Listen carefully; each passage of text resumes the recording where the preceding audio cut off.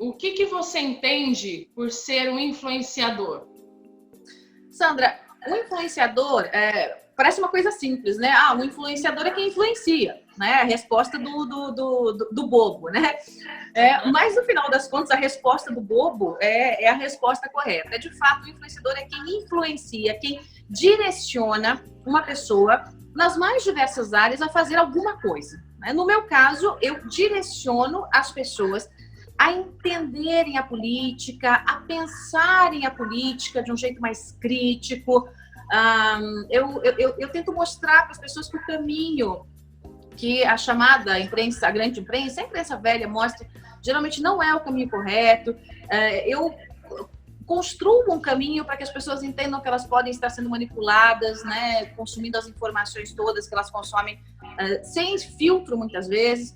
Então, para mim, no meu caso, eu direciono a pessoa para que ela seja influenciada a pensar. É isso que eu quero.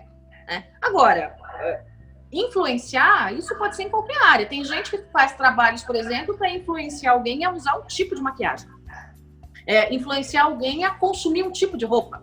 Influenciar alguém a consumir um tipo de filme. Influenciar alguém a consumir um tipo de música, como essas porcarias que a gente vê muitas vezes que gruda no ouvido da gente, tipo chiclete. Isso também é um trabalho de influência, só que, para mim, é um trabalho que é feito de modo sujo, obscuro, porque você tem que ter por trás do papel de um influenciador, você tem que ter uma lógica e você tem que ter uma decência no caminho que você está construindo. Então, essa coisa de influenciar é muito perigosa, porque você pode tanto influenciar a pessoa para descobrir a verdade, para tirar as escaras dos olhos, quanto você pode influenciar a pessoa para o caminho ruim, a fazer alguma coisa que não devia fazer. Né? Em especial quando você trata aí de adolescentes, né, jovens, crianças. Então, essa coisa de ser um influenciador influenciar, é exatamente isso. A resposta do bobinho é a resposta correta, né? Mas a questão é, influenciar para onde? Quem é o influenciador?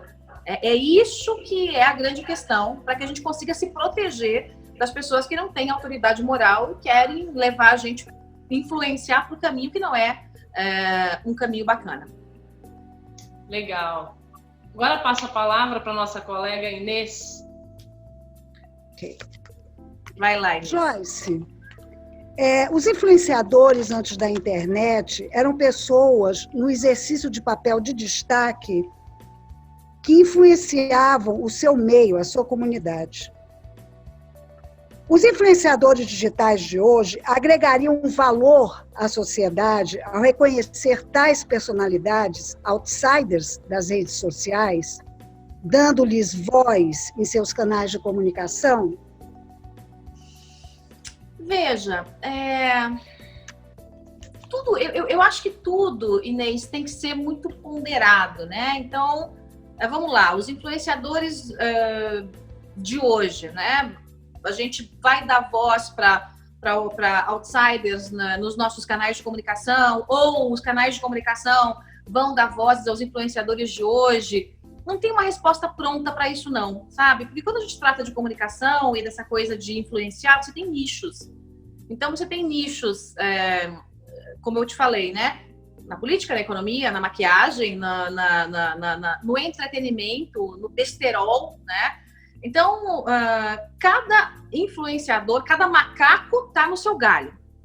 Eu, por exemplo, gosto muito de puxar, né, outras pessoas para dentro do meu canal. Eu sou considerada uma outsider, né, influenciadora outsider. Eu não gosto muito disso, acho que não é bem assim. Eu sei o quanto eu ralei, eu sei o quanto eu me dediquei para chegar até aqui. Eu trouxe toda uma bagagem de passar por vários veículos de comunicação e tal. É óbvio que a chance de eu ter um pouco mais de sucesso na internet do que uma pessoa que, nessa área de política e economia, do que uma pessoa que não tem essa bagagem é um pouco maior. Mas também não é certeza do sucesso. Vamos pegar o William Vac, por exemplo. O William Vac não dispensa apresentações. O cara foi o manda-chuva do Jornal da Globo, tal, não sei o quê, blá, blá, e não faz esse sucesso na internet, né? Então, por isso que algumas pessoas às vezes dizem, ela é uma outsider, uma influenciadora, uma outsider. Não acho que eu sou assim. Não acho que eu seja uma outsider. Eu sei o piano que eu carreguei para chegar até aqui. Mas eu, por exemplo, gosto de abrir esse espaço para outras personalidades. Eu gosto de abrir o meu espaço, por exemplo, para o Olavo de Carvalho, para o Alan, para o pessoal do Hipócritas, como vocês estão vendo. Vou abrir para vocês, né?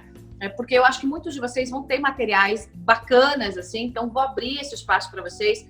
Mas não tem uma fórmula pronta, né? Eu acho que a gente agrega valor para a sociedade quando a gente mostra coisa boa, né? Quando a gente mostra coisa boa, a gente está agregando valor à sociedade, agregando valor à comunicação, agregando valor ao entretenimento, porque também tem que ter. Não é porque eu acho que o Domingão do Faustão ou o Luciano Huck são dois lixos e não tem que ter entretenimento. Eu acho que tem que ter. E mesmo dentro do lixo da produção, tem algumas coisas boas, né? Vou te dar um exemplo, sei lá, na área do entretenimento. Tem como ser para viagem? Acho que a única coisa tem como ser para viagem? Gente, tem alguém com o microfone aberto, aí fica complicado responder. Tem alguém interferindo com o microfone aberto. Já foi mutado. Tá. Voltemos aqui. Na área do entretenimento, por exemplo, eu me lembro que teve uma época que eu assistia um quadro do Faustão, apesar de achar o Faustão um grande lixo, que era a tal Dança dos Famosos. Não por causa dos famosos, por causa da dança, porque eu gosto, né? Então, não tem uma fórmula pronta, não. Mas eu acho que sim, os nossos influenciadores digitais, eu, por exemplo, agrego valor à sociedade, abrindo espaço para outros e outros abrindo espaço para mim, e nós, ao mesmo tempo, conquistando o nosso espaço. Tudo é muito dinâmico, assim. Obrigada. Imagina, querida. Cadê a Sandra Almeida? Tenho duas perguntas. Uma é a seguinte: entre todas as mídias que você já passou pela TV, pela revista e tudo mais, então entre a TV, o rádio, o jornal e a internet que abrange o YouTube, Facebook, essas coisas todas, qual mídia você acha que mais influencia atualmente? Então, Sandra, aí a gente tem duas respostas para a mesma pergunta, né?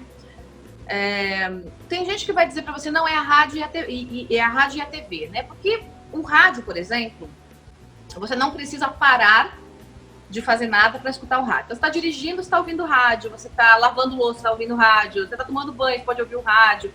Então, as pessoas, os especialistas, né, dizem que o rádio influencia muito. Eu acho essa resposta meio fake, assim. Para mim, pela lógica, a internet, quando você tem uma gama grande de audiência, não adianta você ter meia dúzia, né? Mas quando você tem uma gama grande de audiência, a internet influencia mais. Por quê?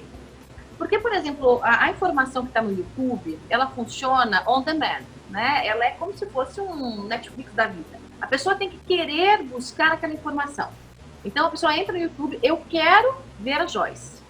Então, ela sabe que tem o meu jornal, ela está inscrita no meu canal, ou ela está procurando alguma coisa na internet, alguma coisa que chama a atenção dela. Então, pronto, né? Ela está me vendo ali e, por ela querer, ela fica mais aberta ao conteúdo que eu estou passando. Então, eu acho que do ponto de vista de eficiência, né, a internet funciona mais. Do ponto de vista de volume, né, aí, sem dúvida, é o rádio. Mais do que a TV, tá, gente? Ainda que a imagem seja muito forte, eu tô falando aqui na parte do conteúdo jornalístico, tá? Porque também tem variações de caso para caso. Conteúdo jornalístico e conteúdo sonoro, música e tal, né? Por que a TV tem o seu papel de influência? Porque tem a imagem que é muito forte. Então, quando você coloca lá uma retardada dançando quadradinho de 8, né? A retardada que está dançando quadradinho de 8, ela, né? Você vê a imagem, né? E aí repete aquilo, algumas crianças vão começar a repetir, e você tem uma influência negativa em cima daquilo. Agora, eu não tenho dúvida de que hoje a internet está deixando para trás todos esses meios, porque até a mídia, a grande mídia, né, a mídia tradicional zona, é construída através da internet. Muita gente assiste o que quer, por exemplo, eu quero ver o Jornal Nacional, então eu vou assistir a matéria A, B e C, procura lá no YouTube e assiste só o que quer, fraciona o que quer. Então, do ponto de vista de eficácia direta, sabe aquela coisa de ação direta e violenta de influenciar, uma ação de influenciar, sem dúvida nenhuma é a internet, né? Na questão volume, Na questão de pegar o desavisado, aí é o rádio. E dentro da internet é o YouTube, mais do que... É o YouTube, é o YouTube. É o YouTube, sim, é o YouTube porque o Facebook é um produtor de muita bobagem, né? Tem muita bobagem no Facebook e as coisas são muito efêmeras ali, né? Um post, outro post, outro post. Ninguém leva muito a sério mais o Facebook. Então, hoje, para influenciar, quando o assunto é um assunto de mais relevância, é o YouTube, sim. É a plataforma que a gente tem. Então tá certo. Mais uma pergunta, posso fazer? Claro. Bom, eu tinha feito a pergunta qual a faixa etária mais influenciável, mas eu acredito que é sabido que é os jovens, né? Então, na verdade... se for jovem, qual a faixa etária que é mais influenciável? Na verdade, a gente tem uma faixa ali, vamos lá, de 8 anos até os 16, 17, que é altamente influenciável nos mais diversos nichos de consumo, né? Então, quando você pega uma criança lá de 8, 9, 10 anos, ele vai consumir um tipo de produto, ele vai consumir jogos, ele vai consumir música ali condizente com a idade dele e tal. Agora, o jovem, a partir aí dos 12, 13 anos, é altamente influenciado.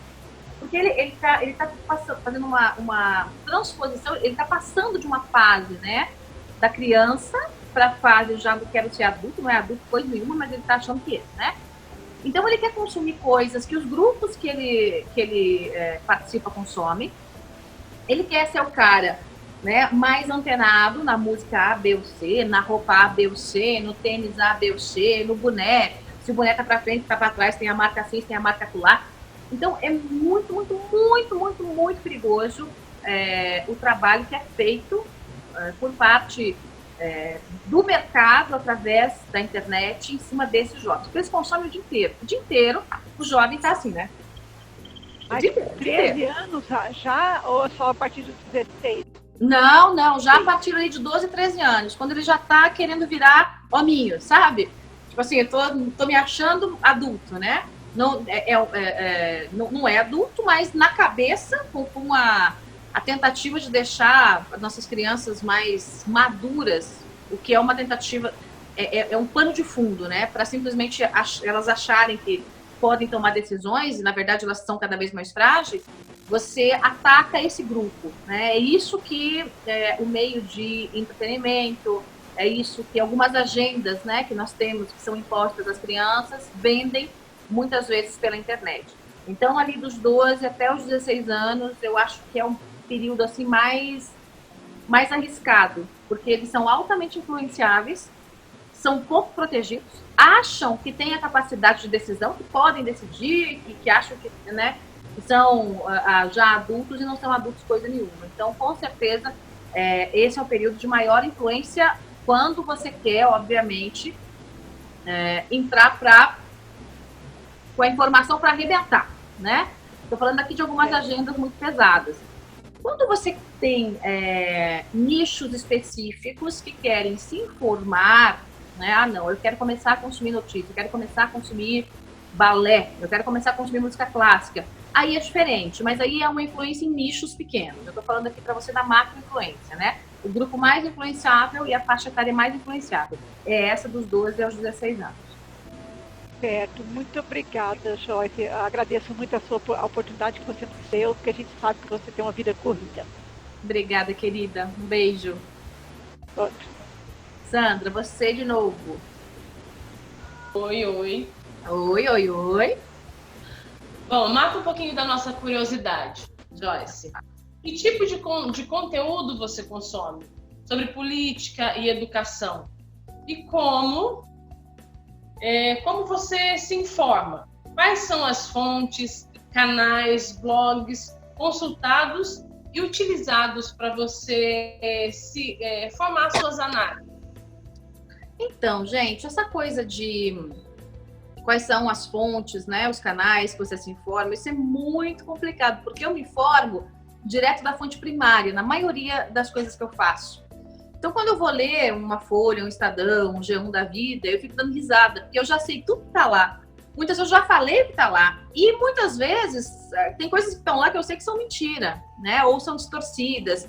Não chegam a ser uma mentira gritante, mas é aquela coisa de um pedaço da verdade com um pedaço da mentira, na maioria das vezes. Então, eu sempre busco me informar na área de política na fonte primária, né? Então, eu tenho o telefone de um monte de gente, eu estou nos mais diversos grupos de WhatsApp dos políticos da vida que você pode imaginar. Eu tenho infiltrados nos grupos deles, porque eu não posso, por exemplo, estar num grupo do PT, né? Seria chato, mas eu tenho infiltrados lá dentro. Então, o meu consumo é direto com a fonte primária, né? Na questão de educação, eu gosto de muita coisa na internet. Eu acho que o YouTube, assim, eu tenho o hábito de terminei meu trabalho, assim, tipo, meia-noite, 1h, que geralmente é a hora que eu tô terminando, eu vou pro meu quarto, abro uma garrafa de vinho, pego uma taça de vinho e vou ver vídeo. Aí eu vou ver ao Olavo, eu vou ver alguma coisa, às vezes, do Terça, do Alan, aí eu vou ver alguma coisa Fox News, aí eu vou ver alguma coisa do TED, aí eu vou ver alguma coisa da Prague University, Então, eu vou consumindo, mas eu já sei o que eu quero consumir. Eu não fico vendo bobagem, assim, o que tá aí? Não, né? Então, eu já vou direto lá. Gosto da leitura clássica e tradicional, né? Leio bastante, apesar de ter muito pouco tempo. Então, geralmente, eu baixo os livros, né, no iBook, aqui no meu iPad, e leio entre uma viagem e outra dentro do avião. É a hora que eu tenho para ler. Então, enquanto o avião está deslocando, eu estou lendo. Eu não consigo dormir em avião de jeito nenhum, eu aproveito para ler. Mas a fonte primária, para mim, até mesmo dos livros recentes, por exemplo, quando tem livro que foi lançado um livro agora, não sei o quê, o autor está vivo, eu vou no autor. Eu dou um jeito de conhecer ele, a gente troca o WhatsApp, tal.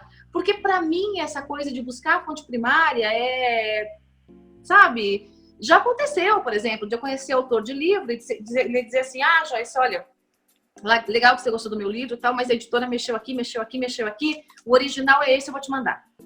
Então, sempre tentar ter o contato, né, com a fonte primária, para mim é muito importante. Eu sei que é muito difícil para a maioria das pessoas, até porque elas têm mais o que fazer da vida, né? Eu vivo disso, essa é a minha vida.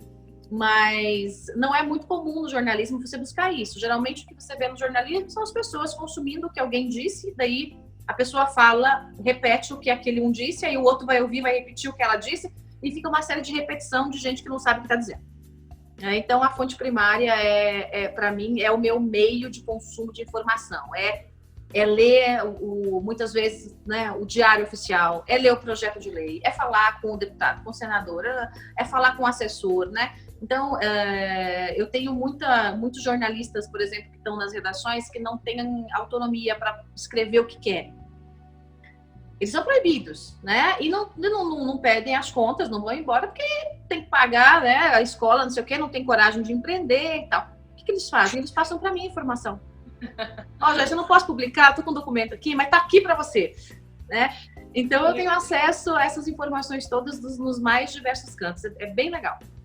Que legal. Mas, assim, essa próxima pergunta, eu sei que você vai falar assim, geralmente a gente já no curso aprendeu que existe a proteção das fontes, tudo, mas, obviamente, é sempre uma curiosidade de que estratégia você utiliza para chegar às suas fontes? Assim, hoje a minha maior estratégia é a credibilidade, né? Credibilidade e temor. As pessoas têm medo de mim pelo que eu represento, né? E eu tenho credibilidade porque elas sabem que eu não minto, que eu não engano, que eu posso dar assim um cacete num corrupto, mas eu não vou mentir. Eu já entrevistei muito bandido na vida, até porque para você exercer o contraditório, mesmo o cara não prestando, você tem que perguntar, e aí, roubou ou não roubou, né? Então, eu hoje, com qualquer pessoa que eu queira falar, a pessoa vai me atender. Se eu quiser marcar uma reunião com o presidente da República, como já aconteceu, vai me atender. Nem sempre foi assim, né? Isso é uma construção. Quando eu comecei lá Fedelha, lá atrás, era um pouco mais difícil e tal. Mas eu era tinhosa. Então, eu não largava do pé de uma fonte até ela me atender, né? Eu comecei cobrindo Câmara de Vereadores, em Ponta Grossa, ó, inferno. Eita, vida. Um horror. Então, eu ia pra lá e as pessoas ficavam me olhando, né? Quem é essa loirinha metidinha aí e tal, não sei o quê. E eu ia e falava com um, tal, e gravava, falava com o outro. Quando a pessoa começava a me dar entrevista, ela falava, olha, essa mocinha entende aí do que tá falando. E assim eu fui construindo, né, essa credibilidade que eu tenho. O mais importante é você jamais destruir a credibilidade, porque você pode levar uma vida para construir e 1 hora para destruir. Verdade. Então, hoje a minha maior estratégia é a credibilidade que eu carrego comigo, com o meu nome, né? Basta eu ligar e pronto. Basta eu ligar e pronto, né? E isso é uma construção. Né? É uma construção. Agora, para quem está começando, a dica é seja pentelho. Seja pentelho, vá atrás. Vá atrás, pergunte, vá atrás de novo. A pessoa não quer falar com você, pula na frente dela. Eu já fiz isso. Né? Teve um governador, Jaime Lerner, na época que eu estava... Nossa, logo ele. Na época que eu estava em Ponta Grossa ainda, nem tinha ido para Curitiba, era acadêmica, mas eu já dirigia a CBN. E ele foi lá para Ponta Grossa fazer alguma coisa lá numa escola estadual e estava tendo protesto de professores. Então a tropa de choque da polícia cercou o colégio, um colégio chamado Regente Feijó, e o Jaime Lerner estava vestido também todo de preto, como se fosse policial federal, para passar ali pela turma, né, sem ser reconhecido, tal, com um capacete. Só que eu sabia qual é o carro que ele estava. E eu sabia que ele era gordinho e tal, então eu ia reconhecê-lo. Quando ele saiu do carro, né? Quando ele saiu do carro, eu pulei na frente da manifestação, assim, com o microfone. Aí veio o policial, quando o policial veio me pegar, eu passei por debaixo dele, assim, parecia um gato, assim, e de repente eu estava na frente do governador com o microfone ligado. E aí ele não tinha o que fazer, porque estava ligado o microfone. Como é que a polícia, né, do governador ia me tirar os tapas da manifestação? Não tinha como, porque dá escândalo. E aí eu consegui minha entrevista. Então, ser cara de pau, né, insistir, muitas vezes é o caminho, né? É o caminho, é um começo. Legal, interessante. Mais uma pergunta que a gente vai ter para você responder. Como mulheres podem se defender sem cair no mimimi vitimista? Agora já é uma pergunta mais séria, né? Eu acho que depende muito do caso, sabe? Eu, por exemplo, geralmente me defendo atacando. Eu ataco mesmo, não quero nem saber. Se vier pra cima de mim, toma porrada. Se vier pra cima de mim, toma tapa na orelha. Eu digo isso do ponto de vista intelectual, né? E não me interessa quem é. Então, o Lula, por exemplo, veio pra cima de mim, entendeu? Eu fui pra cima dele e fui pra cima num tom mais alto. Agora, recentemente, teve as confusões, né, do partido, vieram pra cima de mim, eu fui pra cima também de quem veio pra cima de mim. Então, eu não tenho muito hábito de tomar um tapa e ficar quieta, né? Eu digo sempre que eu não sou mulher de malandro. Mas esse é um perfil meu, né? Não é fácil, né? Você, muitas vezes, ir pra briga com quem teoricamente é maior do que você, né? Mais musculoso do que você, tem mais meios de perseguição e essa coisa toda. Mas eu acho que o principal é a gente nunca cair mesmo nessa estratégia da derrota, né? Acho que é muito importante a mulher se impor.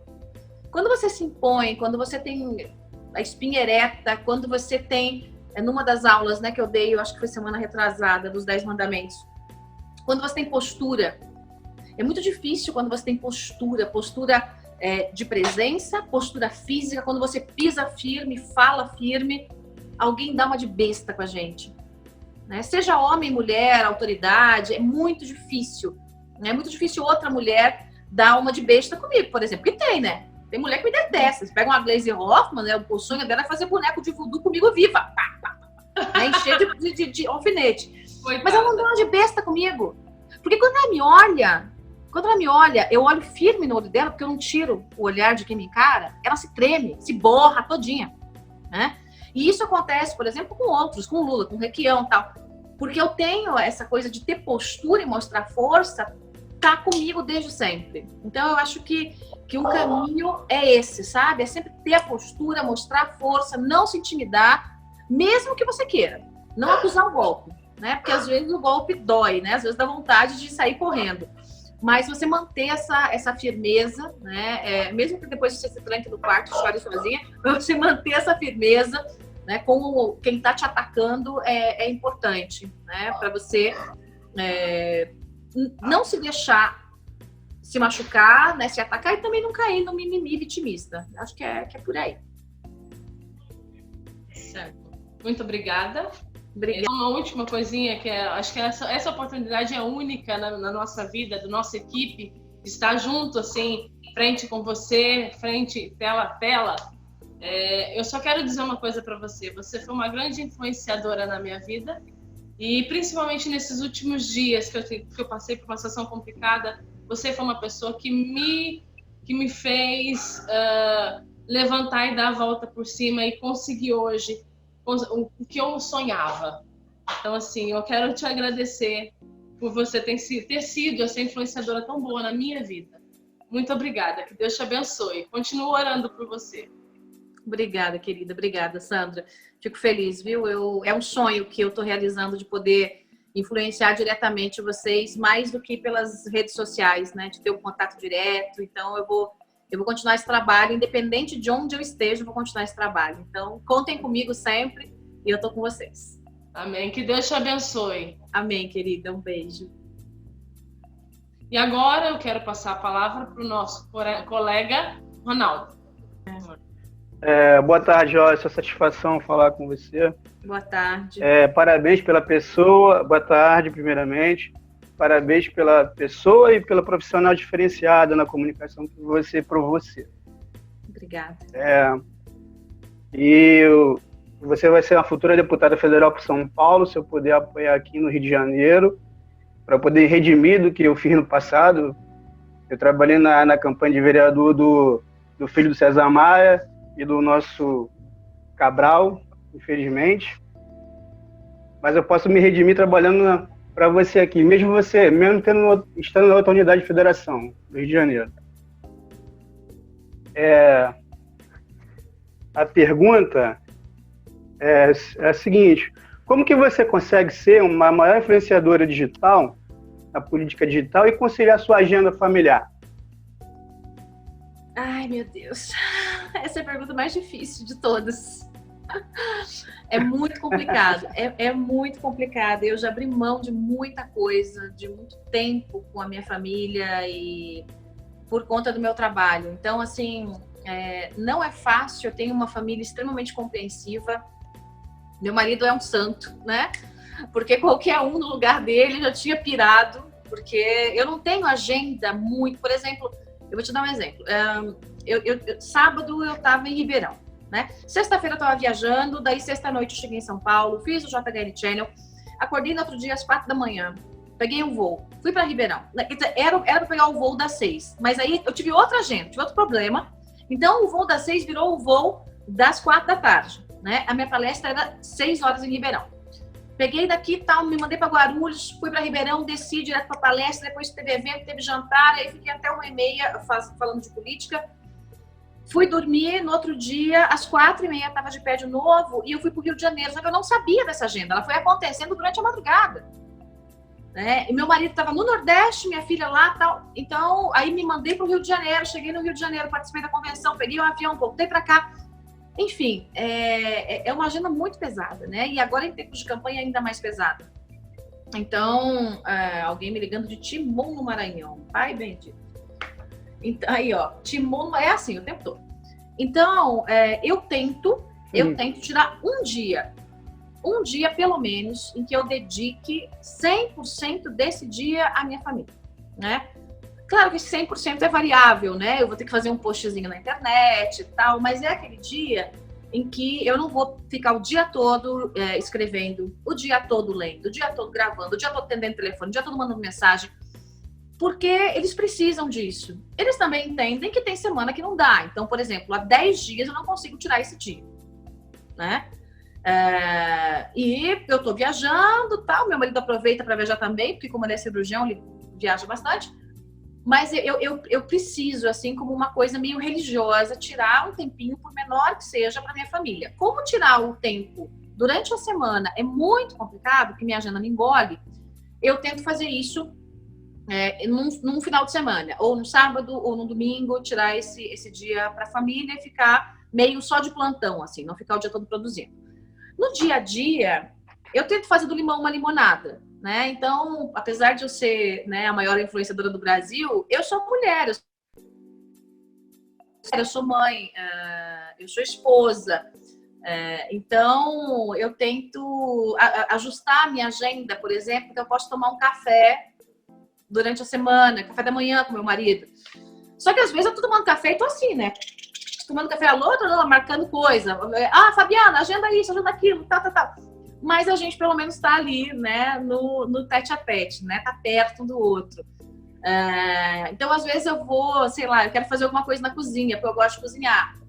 E aí eu tenho que produzir um vídeo pro final de semana. Eu já filmo a receita e o que eu tô fazendo já vira vídeo. Eu já vou conciliando uma coisa com a outra, né? E a coisa vai andando, né? Então, meus filhos, às vezes eu vou lançar livro, vou fazer palestra sexta-feira, né? Porque é mais fácil para mim e porque não tem como ir pro Pará, por exemplo, numa segunda. Vou perder quase um dia para ir, quase um dia para voltar e mais o tempo que eu vou ficar lá. Então, eu tento marcar para sexta, aí eu saio de onde eu estiver e a minha família vai também, a gente encontra lá. E a gente aproveita e fica num lugar diferente, no finalzinho de semana, vai lá ver a cobra, vai ver a anaconda, vai ver o peixe e tal, não sei o quê. Então, eu tento fazer dos momentos de trabalho também um momento familiar. Então, agora, por exemplo, eu tenho tinha uma palestra em Harvard, que eu não vou dar por conta da campanha, mas sempre que eu posso, eu encaixo meu marido nas viagens. Como a agenda dele é um pouquinho mais maleável que a minha, porque ele diz, não, vou operar, em vez de operar o fulano às 7 da noite, eu vou operar às 8 da noite. Tanto faz, ele marca a hora que ele quer, a não ser que seja uma emergência, fica mais fácil ele me acompanhar. E ele é super compreensivo, ninguém consegue ter uma agenda como eu tenho e uma família, se você não tiver uma família que te compreenda, né? Não tem como. Então, se eu tivesse um marido mala, que ficava o tempo todo no meu pé e tal, não sei o que, não ia dar, né, gente? Aí só Jesus na causa.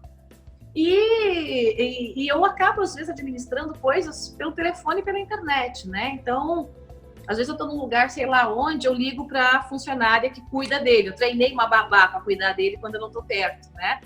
Então, Diana, você vai fazer café da manhã isso, no almoço vai fazer isso, no jantar você vai fazer isso. E aqui eu já tô com um deputado aqui na linha.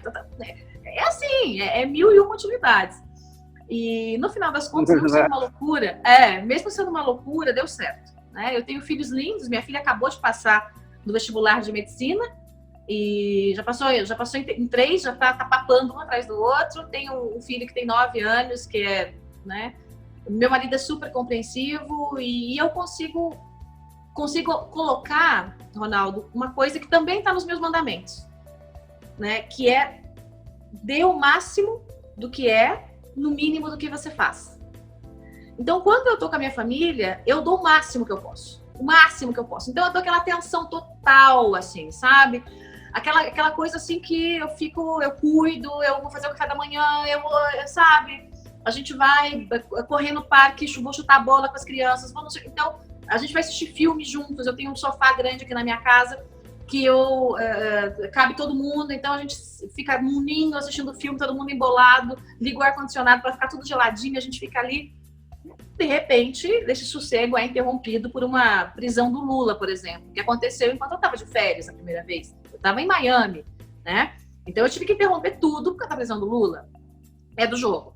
Mas eu tento aplicar isso. Dar o máximo que eu sou, no mínimo que eu faço. Então, se eu tenho um pouquinho de tempo... Qualificar o pouco tempo, né? Se eu tenho qualificar o pouco tempo que você tem com a família. Exatamente, né? Exatamente. Fazer esse pouco tempo ficar incrível, assim, sabe? Incrível. Então, acho que é esse o segredo, né? É esse o segredo. Tá certo. Tem outra aqui, são duas. Vamos lá. Você imaginaria chegar onde chegou? Foi planejado? A proporção se tornou maior do que você imaginaria? Olha, de novo, né? Lá vem um dos meus mandamentos. Tem um dos mandamentos que eu digo o seguinte: sonhe muito, mas sonhe com metas, né? Sonho sem meta é frustração. Então, quando eu comecei a me entender por gente, né? Assim, saber que eu poderia fazer alguma coisa ali já saindo da adolescência, entrando, na verdade, na adolescência, saindo da infância, eu sabia que eu queria fazer uma coisa que marcasse a vida das pessoas. Eu tinha esse sonho. Eu queria fazer uma coisa que fosse diferente do que os outros fizeram e eu queria fazer diferença na vida das pessoas. Não me interessava se era num grupo pequeno, num grupo grande, mas eu queria fazer diferença. Eu não sabia como. Então eu achava que eu tinha que ser médica, porque eu achava que, em sendo médica, eu ia salvar vidas, logo faria diferença na vida das pessoas, das famílias e tal. E fui me preparando para isso, né? Do jeito sozinha, tá? Porque eu não tinha condição nenhuma, nem em casa, nem na escola, nem em lugar nenhum. Aliás, eu nem tinha escola, eu estudei cada muquifo que vocês não podem imaginar. Eu estudei sozinha. E a condição da minha família era muito ruim mesmo, assim. Paupérrimos e cheio de problema. Pai é alcoólatra, tá? Então toda a confusão que você imagina tinha na minha família. Mas eu sabia que eu queria fazer uma coisa para impactar a vida das pessoas. Então, meu foco era, vou ser médica. Quando o jornalismo me escolheu, porque eu já tinha passado para medicina, tal, já estava tudo certo, e eu acabei sendo escolhida pelo jornalismo, é uma história que você já deve ter conhecido. Eu entendi que na comunicação eu poderia fazer diferença na vida das pessoas. E aí eu sonhei grande, né? Sonhei grande e estabeleci uma meta, né? Não era uma meta muito fechada, né? Era uma meta de eu vou fazer um caminho para impactar o maior número de pessoas que eu conseguir. Eu não sabia que eu ia ser a maior influenciadora da internet, eu não sabia nada disso. Mas eu sempre pensei, vou fazer um caminho para impactar o maior número de pessoas que eu conseguir. Eu quero ser a maior âncora do Paraná. Isso estava na minha cabeça, eu quero ser a maior âncora do Paraná. Eu quero ser uma voz de referência do Paraná. Mal imaginava eu que eu seria uma voz de referência no Brasil. E até eu ser a maior âncora do Paraná, né? Quer dizer, a maior âncora do Paraná era lá na frente, era o meu sonho, né? Lá final. O que eu tinha que fazer para chegar lá? Aí eu fiz o meu planejamento, de novo a minha regra, o meu mapinha.